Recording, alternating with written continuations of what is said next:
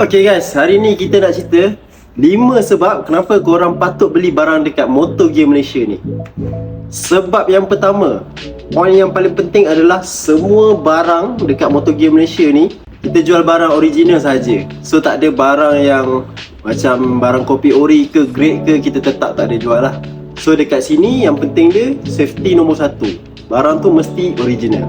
Okay, poin yang kedua, kenapa korang patut beli barang dekat MotoGear Malaysia ni? Sebab dekat sini ada banyak pilihan, banyak design dan ada beberapa pilihan yang boleh ikut kemampuan korang lah.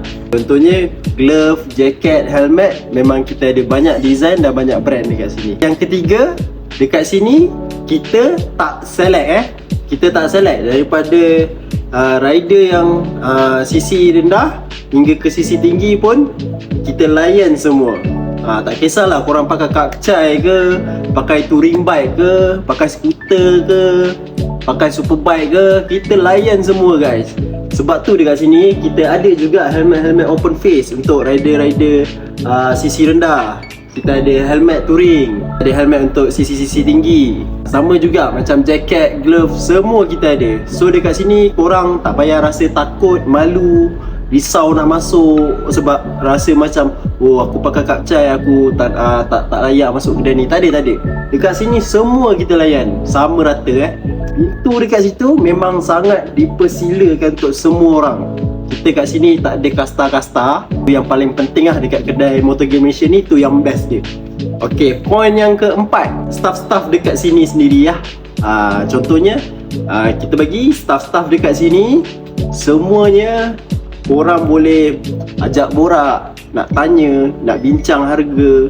Dekat sini tak ada masalah lah benda tu. Siap ada customer yang buat kita orang ni macam kawan lagi. Sebab dekat sini kita memang mementingkan servis lah. Servis untuk customer, kita mesti layan apa yang customer nak, kehendak customer. Dekat sini kita tak kisah kalau customer tu beli ke tak beli ke, yang penting customer dah datang kedai, dah tengok-tengok barang, dah cuba. So dekat sini benda tu yang paling penting lah untuk kita orang sebagai staff dekat MotoGear Malaysia ni. Okay, poin yang terakhir, poin yang kelima, kenapa korang wajib beli barang dekat MotoGear Malaysia ni. Okay, dari segi payment lah.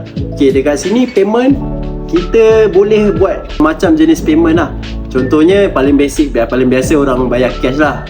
Cash, korang boleh guna QR, debit card, credit card. Dan kalau korang nak guna installment, nak bayar bulan-bulan pun boleh tau. Dekat sini kita ada SPayLater, GrabPayLater, Atome, bank installment. So semua tu kita boleh guna lah dekat sini. Sebab ada rider yang dia nak beli barang terus banyak, tapi dia tak nak keluarkan duit sekali. Dia tak nak keluarkan duit terus lah. So diorang boleh guna cara bayar kemudian. Segala payment tu, payment pay later tu bergantung dekat akaun masing-masing lah. Tapi dekat sini boleh, jangan risau. So itulah 5 sebab kenapa korang wajib beli barang dekat MotoGear Malaysia ni. Untuk yang jauh daripada kawasan KL ni, korang boleh beli dekat online terus, direct. Okay, cari riding gear yang original, safety, berkualiti dan mampu milik, korang boleh datang terus dekat MotoGear Malaysia. Jangan lupa follow kita orang punya media sosial, TikTok MotoGear Malaysia, kita punya YouTube MotoGear Malaysia, dan kita punya Facebook dan juga kita punya Instagram. Okay, jangan lupa follow. Korang boleh tekan subscribe, like dan share video ni guys. Stay tune, it's time to ride. Ciao.